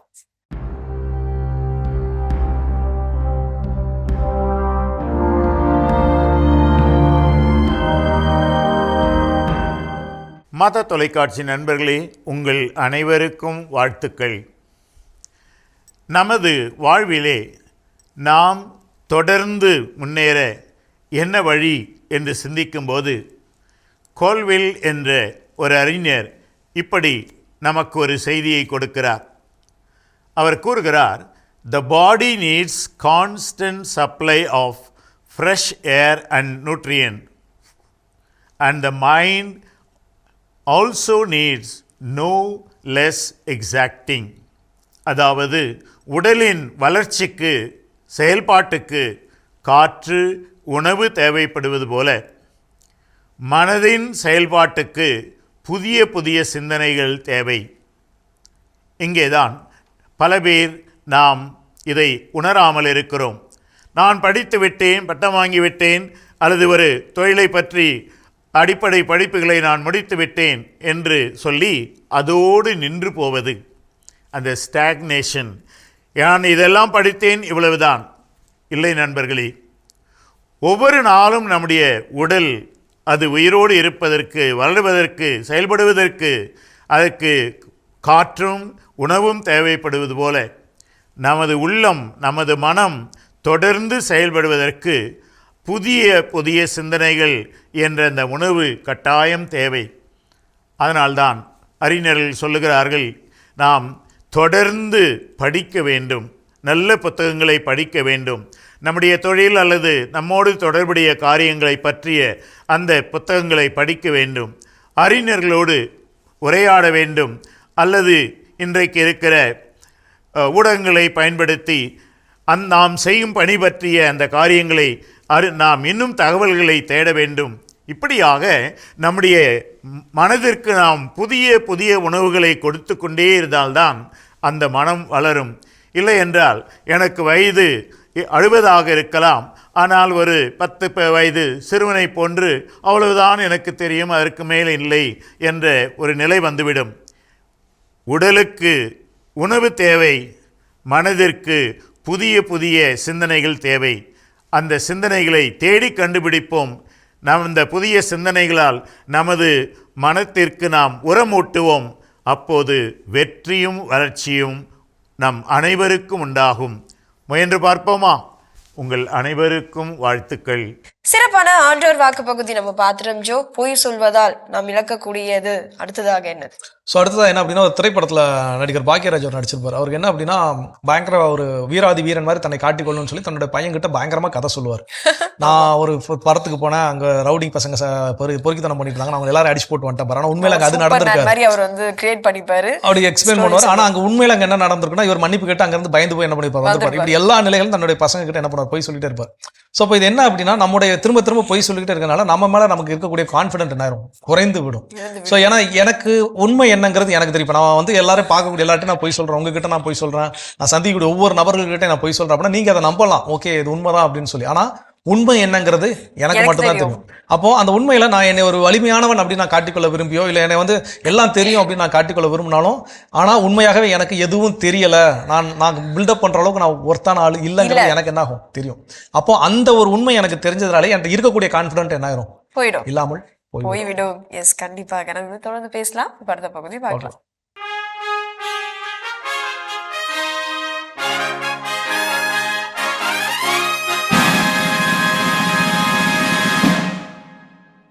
மாதா தொலைக்காட்சி நேயர்கள் அனைவருக்கும் அன்பின் வணக்கம். இந்தியராகிய நாம் என்று இந்திய அரசியலமைப்பு சட்டத்தை நாம் பார்த்து கொண்டிருக்கிறோம். கடந்த கொஞ்ச நாட்களாகவே ஊராட்சி, நகராட்சி நம்முடைய பங்கேற்பை பற்றி பார்த்திருக்கிறோம். போதுமான அளவு பார்த்திருக்கிறோம் நினைக்கிறேன். உங்களுடைய கடமை என்ன என்று உங்களுக்கு தெரியும். நாம் செய்ய வேண்டியது என்ன என்பதை பற்றியும் நாம் இப்போது புரிந்திருக்கிறோம். இவை அனைத்தும் எதற்காக, எந்த நோக்கத்திற்காக என்பது நமக்கு தெரியும். அரசியலமைப்பு சட்டம் உயிரோடு இருக்க வேண்டும் என்றால் இது கண்டிப்பான தேவை என்பதை நாம் புரிந்திருக்கிறோம். இப்போ மீண்டும் அரசியலமைப்பு சட்டத்தினுடைய மற்ற பகுதிகளுக்கு போகிறோம். ஏன்னா இப்போ நீங்கள் ஈடுபட ஆரம்பிச்சிருப்பீங்கன்னு நினைக்கிறேன். அதனால இனி நம்ம நாட்டை பற்றி பார்ப்போமா கொஞ்ச நேரம். இப்போ நாட்டை பற்றி பார்க்குற பொழுது இந்த நாட்டில் வந்து பல இடங்களில் நம்ம குறிப்பாக வடகிழக்கு மாநிலங்கள் இந்த பகுதிகளில் எல்லாம் பார்த்தோம் அப்படின்னு சொன்னால் வந்து பழங்குடியின பட்டியலின பழங்குடியின மக்களாக பகுதிகளாக இருக்கிறார்கள். அது தொடர்பான நிர்வாகத்தில் வந்து எப்போதுமே அது எப்படி நடத்தப்படுகிறது அப்படின்னு சொல்லிட்டு பார்க்கணும். அது மற்ற மாநிலங்களில் இணைந்தும் இருக்கலாம், அத்தகைய பெரும்பான்மையாக வாழுகிற அந்த பழங்குடியின மக்கள், அல்ல தனி மாநிலங்களாக இருக்கலாம்.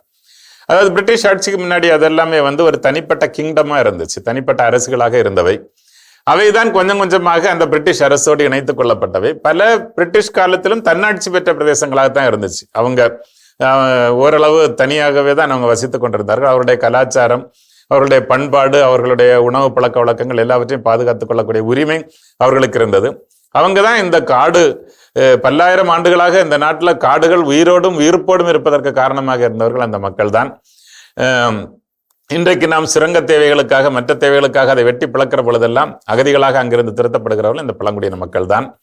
அதே போல பல நேரங்களில் பக்கத்து நாடுகளில் இருந்து அகதிகளாக இங்கு உள்ளே வருபவர்களும் ரொம்ப ஈஸியான என்ட்ரன்ஸ் என்ன அப்படின்னு பார்த்தீங்கன்னா அந்த பார்டர்ல இருக்கிற இந்த மாதிரி மாநிலங்கள் தான். எனவே அடிக்கடி உரசல்கள், பிரச்சனைகள் ஏற்படுகின்றன. அவை எப்படி ஆட்சி செய்யப்படுகின்றன அப்படி பார்த்தோம்னா அதற்காக 5வது அட்டவணையிலும் 6வது அட்டவணையிலும் பேசப்பட்டிருக்கிறது. நீங்க பார்க்கலாம், தேவைப்பட்டால் 5th ஷெட்யூல் இந்த கான்ஸ்டியூஷன் அப்படின்னு போட்டிங்கன்னா அதெல்லாம் வரும். 6வது அட்டவணையிலும் வந்து அஸ்ஸாம், மேகாலயா, திரிபுரா மற்றும் மிசோரம் இந்த மாநிலங்களை பற்றி அது பேசுகிறது. எப்படி சொல்லிட்டு இதில் பல இடங்கள் தன்னாட்சி பெற்ற பிரதேசங்களாக இருக்கின்றன. அட்டானமஸ் கவுன்சில்ஸ் அப்படின்னு சொல்லிட்டு ஃபார்ம் பண்ணுவாங்க. அஸ்ஸாமிலும் இருக்கிறது, மற்ற சில இடங்களிலும் இருக்கின்ற. சில இடங்களில் இப்ப திரிபுராவில எல்லாம் போராடி கொண்டிருக்கிறார்கள். எங்களுக்கு திரிபுரா அந்த தனி பகுதியா எங்களுக்கு அட்டானமஸ் இது வேணும் அப்படின்னு கேட்டு போராடிட்டு இருக்கிறாங்க. இங்க நிறைய குழுக்கள், ஆயுதம் ஏந்திய குழுக்கள் செயல்படுகிறார்கள். ஏன்னா அரசு எங்களை சரியா கவனிக்கல, நாங்க வந்து சேர்ந்த நோக்கம் நிறைவேறல, அதனால எங்களுக்கு நாங்க தனியா சுதந்திரமா இருக்க எங்களை விடு அப்படின்னு சொல்ல மாதிரி போராட்ட குழுக்கள் இருக்கிறார்கள். மணிப்பூர்ல இப்ப என்ன நடந்துட்டு இருக்குங்கிறது உங்களுக்கு தெரியும். ஏற்கனவே மக்கள் அவலத்தில் இருக்கிறார்கள். பெரும்பாலான பழங்குடியின மக்கள் ஏழைகள், பெரும்பாலானவர்கள்.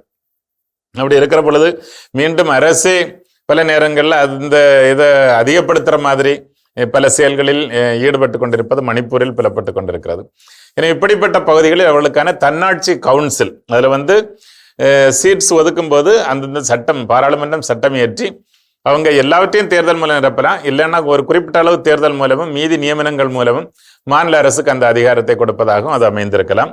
அஸ்ஸாமில் அது இப்போ அப்படிதான் இருக்குது. தேர்தல் மூலமும் நியமனத்தின் மூலமும் அவர்கள் அந்த அமைப்பை ஏற்படுத்துகிறார்கள். அந்த தன்னாட்சி பெற்ற பிரதேசத்தில், குறிப்பாக பழங்குடியின மக்கள் மட்டும் அதிகமாக வாழுகிற அந்த பிரதேசங்கள்ல அவர்களுக்கான தேவைகளை நிறைவு செய்கிற, அவர்களுக்கான திட்டங்களை தீட்டுகிற அதிகார அமைப்பையும் அது கொடுத்திருக்கிறது. பல நேரங்கள் அவங்களுக்கு போதுமான நிதி வருவாய் இருப்பதில்லை. மாநில அரசுகளோ மத்திய அரசோ அந்த அளவிற்கு அதில் கவனம் செலுத்துவதில்லை. ஆனா ஆட்சி அதிகாரம் அவர்களுக்கு கொடுக்கப்பட்டிருக்கிறது என்பது பாராட்டத்தகுந்தது. ஆனால் அதை தாண்டி அந்த மக்களும் இந்திய குடிமக்கள் தான். இந்த நாட்டில் ஏறக்குறைய 8% அப்படின்னு சொன்னா ஏறக்குறைய 12 கோடி, அப்படின்னா ஏறக்குறைய 120 மில்லியன் மக்கள் இந்த நாட்டில் இருக்கிறாங்க. அதனால அவர்களுடைய நலன்களும் பாதுகாக்கப்பட வேண்டும். அவர்களும் இந்தியர்களே, அவர்களையும் இந்திய அரசியலமைப்பு சட்டம் தான் பாதுகாக்கிறது, அரவணைக்கிறது. எனவே அவர்கள் ஏன் போராளிகளாக, ஆயுதம் ஏந்துகிற குழுக்களாக இருக்கிறார்கள் என்பதை கண்டறிந்து உண்மையை புரிந்து கொண்டு அவர்களையும் இந்த மைய நீரோட்டத்தில் இணைத்து கொண்டு அவர்களுடைய தனித்தன்மையை, அவர்களுடைய கலாச்சாரத்தை, அவர்களுடைய பண்பாட்டை, அவர்களுடைய வேலை வாய்ப்பை உறுதி செய்து அவர்களையும் இந்த நாட்டினுடைய மைய நீரோட்டத்தில் இணைப்பதற்கு அரசுகள் முன்வர வேண்டும் என அன்போடு கேட்டுக்கொள்கின்றேன். பழங்குடியின உறவுகளுக்கு வாழ்த்துக்களையும் தெரிவித்துக் கொள்கின்றேன். நன்றி, வணக்கம். அருமையான இந்தியராகிய நாம் பகுதி பார்த்துட்டோம். அதோட இன்னைக்கு நம்ம பேசிட்டு இருக்கிறோம் கடவுள் வணக்கம் நிகழ்ச்சியில பொய் சொல்றதுனால நம்ம லைஃப்ல என்னென்ன விஷயத்தெல்லாம் நம்ம இழந்து விடுகிறோம் அப்படின்னு சொல்லி அடுத்தது என்ன சொல்றாங்க. எஸ், நமக்குன்னு சொல்லிட்டு யாருமே ஒரு பெரிய ஒரு நீண்ட கால உறவு அப்படின்னு சொல்லிட்டு நம்ம கூட இருப்பதற்கு தயாராகவே இருக்க மாட்டாங்க. நீ ஒரு பொய் சொல்லும் மனுஷனா தெரிஞ்சிருச்சு அப்படின்றதுக்கு அப்புறம் நீ எப்பவுமே பொய் தான் சொல்லுவ. உண்மையே அவர் சொல்ல வந்தாலும் ஒரு தடவை நம்மளுடைய பார்வைக்கு அவர் பொய் சொல்லும் மனிதனாக தெரிஞ்சதுக்கு அப்புறம் நீ எப்பவுமே பொய் தான் சொல்லுவ. அதனால நான் எதுக்குமே தயாரா இல்லை அவங்க கூட வாழ்றதுக்கு.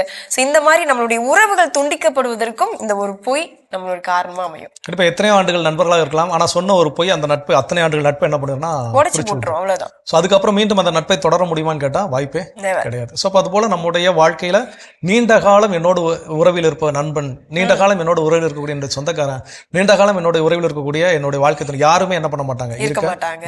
ஏன்னா நாம் சொல்லக்கூடிய அந்த ஒரு பொய் நீண்ட கால உறவு அப்படிங்கறத என்ன பண்ணுறோம், துண்டிக்க செய்து விடும், நாம இழந்துருவோம். இன்னும் வேற என்ன விஷயம் இருக்குங்கிறத தொடர்ந்து பேசலாம்.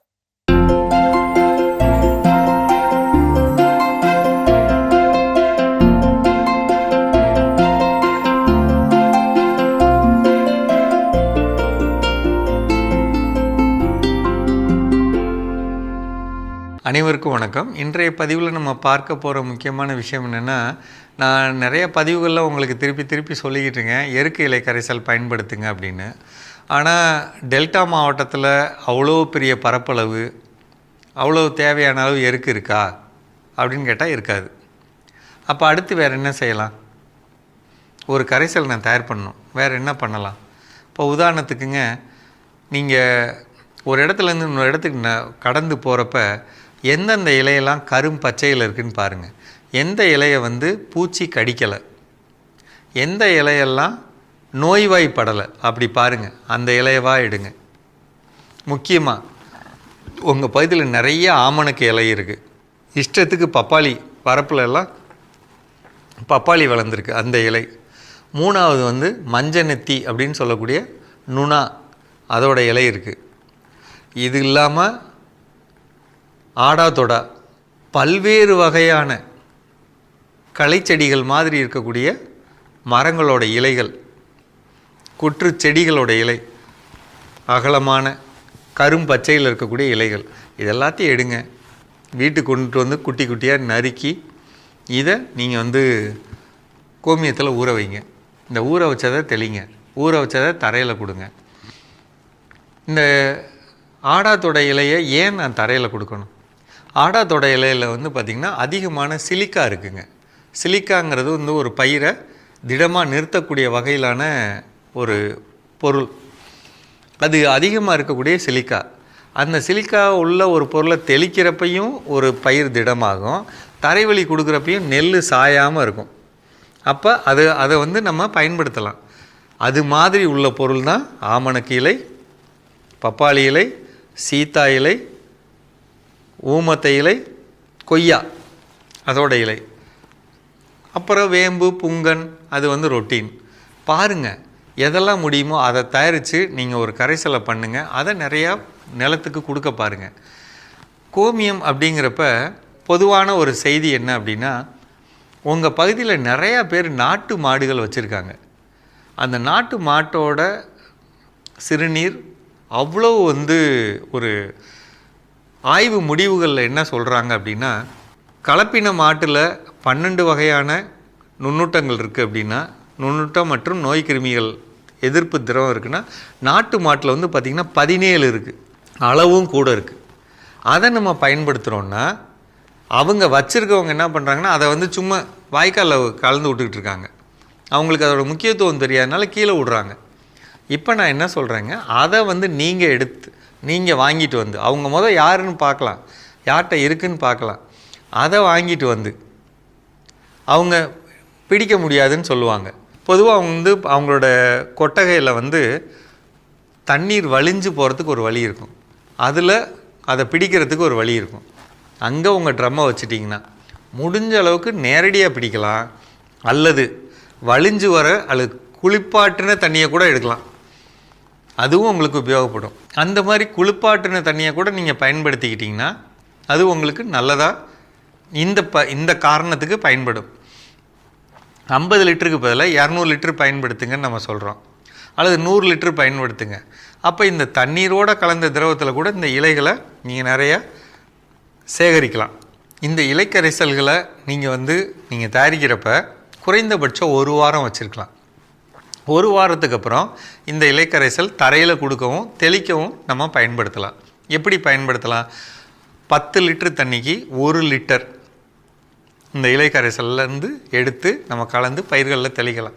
ஒருவேளை இதை நம்ம மூடி வைக்கலாம். நிறைய பேர் பிளாஸ்டிக் ஷீட் போட்டு கயிறு போட்டு கட்டி வைப்பாங்க. ஒரு சில பேர் மூடியே போட்டிருப்பாங்க. ஒரு சில பேர் துணி போட்டு, அடர்ந்த துணி போட்டு மூடி வைப்பாங்க.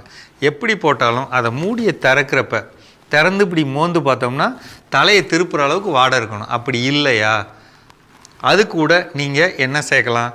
புகையிலை சேர்க்கலாம். 100 லிட்டர் தண்ணிக்கு 3 கிலோ புகையிலை நேரடியாக பிச்சு உள்ளே போடலாம். அல்லது ஒரு தனியாக ஒரு பாத்திரத்தில் தண்ணி வச்சு இதை பிச்சு உள்ளே போட்டு நல்லா கொதிக்க விட்டு ஒரு 3, 4, 5 தடவை கொதிக்க விட்டு ஆற விட்டு இதை தண்ணியை அதுக்குள்ளே ஊற்றி அப்படி செஞ்சிங்கன்னா இன்னும் நல்லதாக இருக்கும். எல்லா பயிர்களுக்கும் இனி வரக்கூடிய காலத்தில் இந்த ஜனவரி, பிப்ரவரி, மார்ச், ஏப்ரல் இப்போ தான் பூச்சியோட தொல்லை அதிகமாக இருக்கக்கூடிய காலம். இதில் தெளிச்சுக்கிட்டால் மிகச்சிறந்த பலன்கள் வரும். செஞ்சு பாருங்கள். சந்தேகம் இருந்தால் கேளுங்க. மீண்டும் சந்திப்போம். சிறப்பான உணவும் உயர்வும் பகுதி நம்ம பார்த்துட்டோம் ஜோ. எஸ், இன்று நாளில் பொய் சொல்வதால் நாம் என்னென்ன இழக்கக்கூடும் நம்முடைய வாழ்க்கையில் அப்படின்னு சொல்லி தான் பேசிட்டு இருக்கோம் இல்லையா? அடுத்துதான் ஏற்கனவே நான் சொன்ன மாதிரி ஐயன் வள்ளுவனுடைய அந்த திருக்குறள், தன்னெஞ்சறிவது பொய்யற்க பொய்த்த பின் தன்னெஞ்சே தன்னை சுடும்.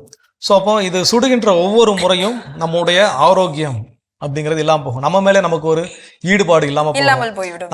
நம்ம எல்லாருக்கும் ஒவ்வொருத்தருக்கும் தெரியும். நானும் நிறைய பொய்கள் சொல்லியிருக்கிறேன். ஒவ்வொருத்தரும் நம்ம வாழ்க்கையில எவ்வளவு பொய்கள் என்ன பண்ணியிருப்போம், சொல்லியிருப்போம். நம்ம கண்ணாடி முன்னாடி நின்று நாம சொல்லக்கூடிய நம்ம எல்லார்ட்டையும் யார்கிட்டலாம் என்னென்னலாம் பொய்லாம் சொல்லியிருக்கோம் அப்படின்னு கொஞ்சம் ரீகால் பண்ணி நம்ம சொல்லி பார்த்தா அந்த கண்ணாடியில் நம்முடைய முகத்தை பார்க்கறது நமக்கு பிடிக்குமான்னு கேட்டா நிச்சயமாக நம்ம முகத்தை சொல்வாங்கல்ல, நல்ல விஷயம் நடக்கணும்னா 4 பொய் சொல்வது தப்பு இல்லைன்னு. கண்டிப்பா அப்படி கிடையவே கிடையாது. அது ஐயன் வள்ளுவன் சொல்லியிருக்கிறாரு. ஏற்கனவே அந்த சொன்ன குரல் மாதிரி அந்த நல்ல விஷயம் எப்படிப்பட்டதாக இருக்கிறது. பெரும்பாலான நல்ல விஷயங்கள் நம்ம எப்படி எடுத்துக்கிறோம் அப்படின்னா, எனக்கு நல்லதா நடக்கிறதுக்கு தான் நான் என்ன பண்றேன், பொய் சொல்றேனே தவிர இந்த சமுதாயத்துல ஒரு மிகப்பெரிய நல்ல மாற்றத்தை ஏற்படுத்துகிறது, பிறருடைய வாழ்க்கையில் அது ஒளியேற்றுகிறது, அதற்காக நான் ஒரு பொய் சொன்னேன்னு சொல்லி செய்யக்கூடிய விஷயங்கள் ரொம்ப ரொம்ப குறைவு, கம்மி. அப்போ அப்படிங்கிறப்ப நமக்கு அதுவே நல்லா தெரிஞ்சிடும் இல்லையா? நான் சொல்லக்கூடிய பொய்யினால நம்ம சும்மா சப்பக்கட்டு கட்டுறதுக்கு சொல்லிக்கலாம், நான் நல்லது நடக்கணும் தான்ப்பா பொய் சொன்னேன் அப்படின்னு சொல்லி. ஆனா எனக்கு தெரியும் இல்லையா, இந்த பொய்யை சொன்னதுனால யாரு ஆதாயம் அடைந்தார்கள், நான் ஆதாயம் அடைஞ்சனா, என்னை சுற்றி இருக்கிறவங்க ஆதாயம் அடைஞ்சாங்களா, அப்படின்னு இருக்கு. அப்போ அந்த டைம்ல நம்ம முகத்தை பார்க்கும்போது நமக்கு தெரியும், நம்ம மூஞ்ச பாக்குற மாதிரி இருக்குதா, நம்ம மூஞ்ச பாக்குறதுக்கு பிடிக்காத மாதிரி இருக்குதா அப்படின்னு சொல்லி. அப்போ இந்த ஒரு உணர்வு ஒவ்வொரு முறையும் என்னை சுட்டுக்கொண்டே இருக்கின்ற பொழுது என்னுடைய உடல் ஆரோக்கியம் மட்டுமல்ல, உள்ள ஆரோக்கியமும் இழந்து விடுவோம். போய்விடும். எஸ், அடுத்ததாக நம்ம என்ன இழக்க போகிறோம்ன்றதை தொடர்ந்து பேசுவோம். அடுத்த பகுதி பார்க்கலாம்.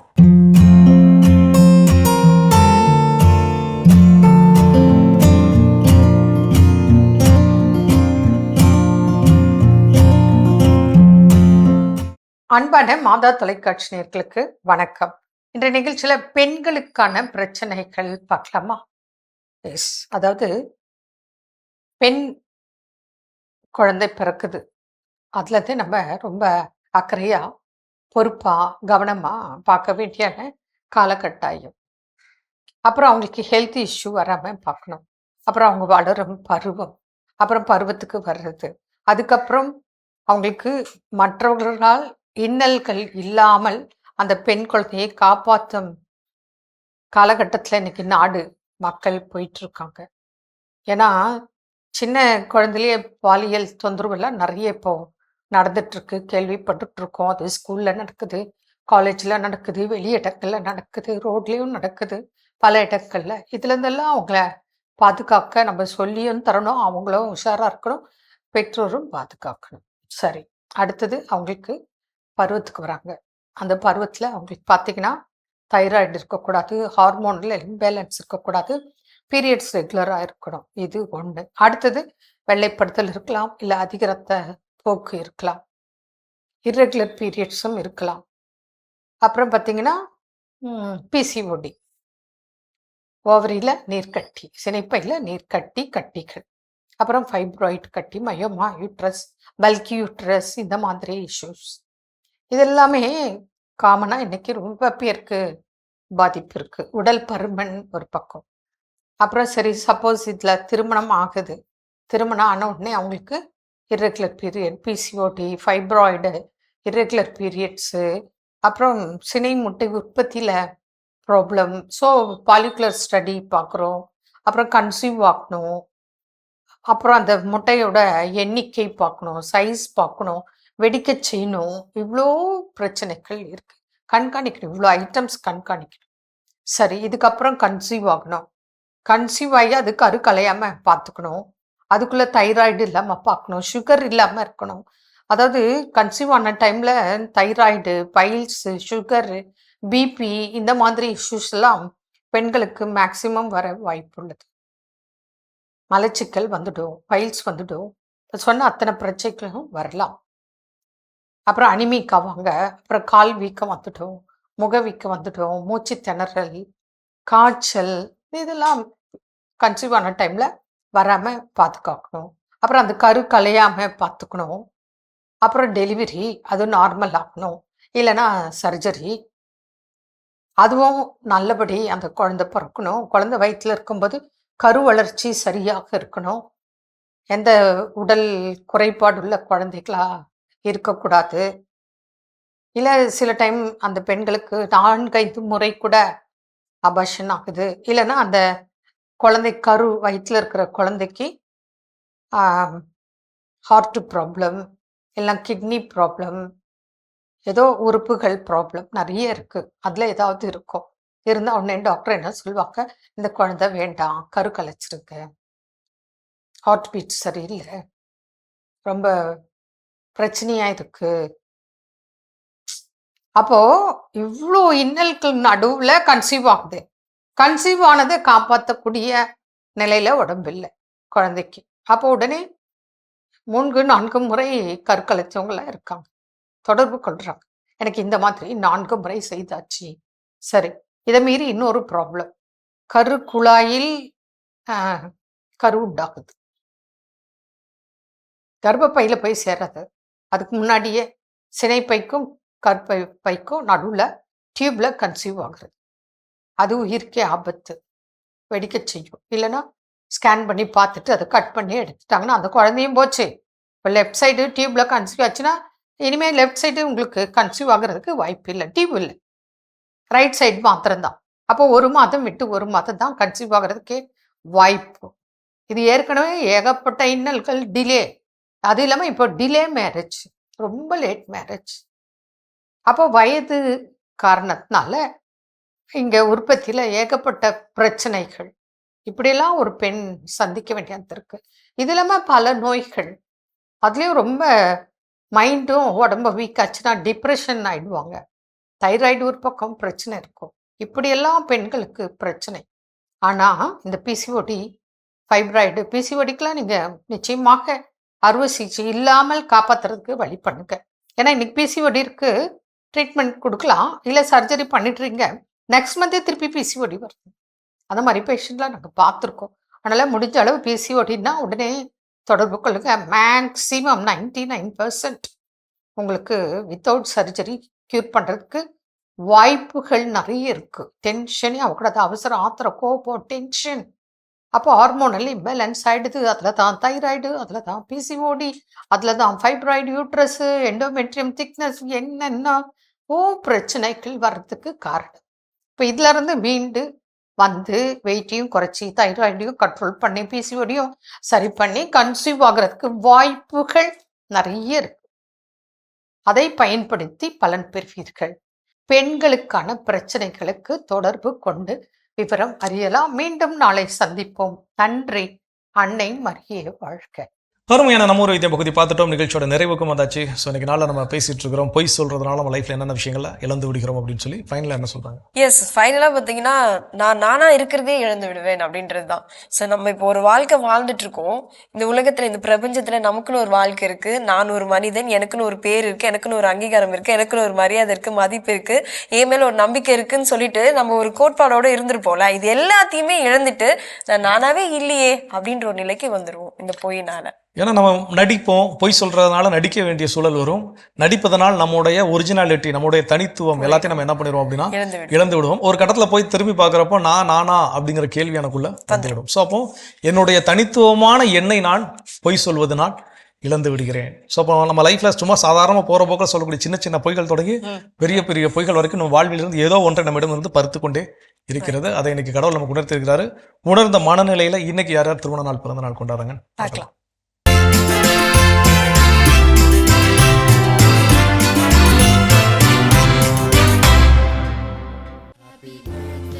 நிகேஷ் மெஸ்ஸியா இன்று தனது பிறந்த நாளினை கொண்டாடுகிறார். இவரை வாழ்த்துபவர்கள் அப்பா, அம்மா, தாத்தா பூவரசன், பாட்டி சின்னம்மாள், அத்தைகள், குடும்பத்தினர், உறவினர்கள் மற்றும் நண்பர்கள். சிறப்பான விழாக்களும் நம்ம பார்த்துட்டோம். இன்றைய நாள் யாரெல்லாம் விழா கொண்டாடினாங்களோ அவங்க எல்லாருக்கும் நம்மளுடைய வாழ்த்துக்களை தெரிவிச்சுக்கலாம். அது மட்டும் இல்லாம அவங்களுக்கான சிறப்பான இறையாசிர் காத்துட்டு இருக்கு, அது பார்க்கலாம்.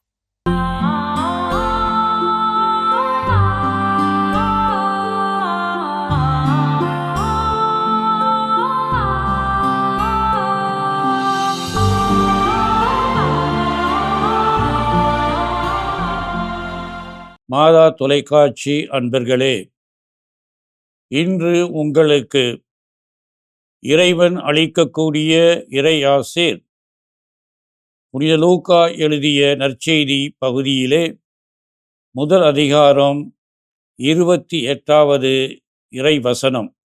அருள் நிறைந்தவரே வாழ்க, இறைவன் உம்மோடு இருக்கின்றார். அன்புக்குரியவர்களே, இறைவன் என்றும் நம்மோடு இருக்கின்றார் என்பது நமது வாழ்க்கையில் இறைவன் தருகின்ற ஒரு அன்பான அழைப்பும் அன்பான கொடையும். இருப்பதோடு மட்டுமல்ல, ஒவ்வொரு நிகழ்விலும் அவர் நம்மை காத்து அரவணைத்து நமக்கு வேண்டிய அனைத்து வரங்களையும் தந்து நம்மை ஆசீர்வதிக்கின்றார்.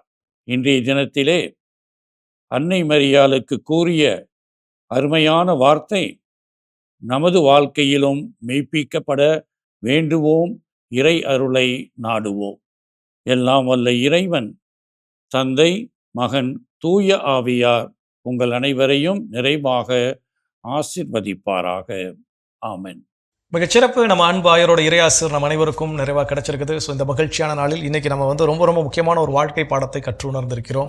பொய் சொல்றது அப்படிங்கிறது போற போக்கில் எல்லாருக்கும் இயல்பாக வரக்கூடிய ஒரு இயல்பான ஒரு விஷயம் என்ன ஆயிடுச்சு, மாறிடுச்சு. ஆனா அது மிக மிக தவறான ஒன்று. பொய் சொல்வதனால் நம்ம வாழ்வில் இழக்கக்கூடிய விஷயங்கள் என்னென்ன அப்படிங்கிறத கடவுள் இன்னைக்கு நமக்கு உணர்த்திருக்கிறார். ஸோ இன்னைக்கு ஒரு நாள் நம்முடைய ஒரு ஆன்ம பரிசோதனை. இது வரைக்கும் எவ்வளோ பொய்கள் சொல்லியிருக்கிறோம், எல்லாமே மறந்தும் கூட போயிருக்கலாம். ஆனா ஒரு சில பொய்கள் நம்முடைய மனசுல எப்படி மறக்காம இருக்கும். ஸோ அந்த விஷயத்துல எனக்கு ரீகால் பண்ணி உண்மையாகவே மனம் வருந்தி, உண்மையாகவே மனம் திருந்தி ஒரு நல்ல ஒரு பாவ சங்கீதனம் செய்தா பிறக்க இருக்கக்கூடிய கிறிஸ்து நிச்சயமாக நம்ம என்ன பண்ணுவார், பிறப்பார். அதற்கான அழைப்பை கடவுள் நமக்கு கொடுத்திருக்கிறாரு.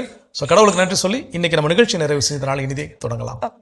அன்பானவர்களே, உண்மையை பேசுவோம், உண்மையாக வாழ்வோம் என்ற இந்த சிந்தனையோடு இன்றைய கடல் வணக்கம் நிகழ்ச்சியை நாங்கள் நிறைவு செய்கிறோம். இந்த நாள் இனிய நாளாக அமைய மாதா தொலைக்காட்சியின் வாழ்த்துக்களும் ஜபங்களும். மீண்டும் உங்களை கடவுள் வணக்கம் நிகழ்ச்சியில் சந்திக்கும் வரை உங்களிடமிருந்து விடைபெறுகின்றோம். இயேசுவுக்கே புகழ். மரியே வாழ்க.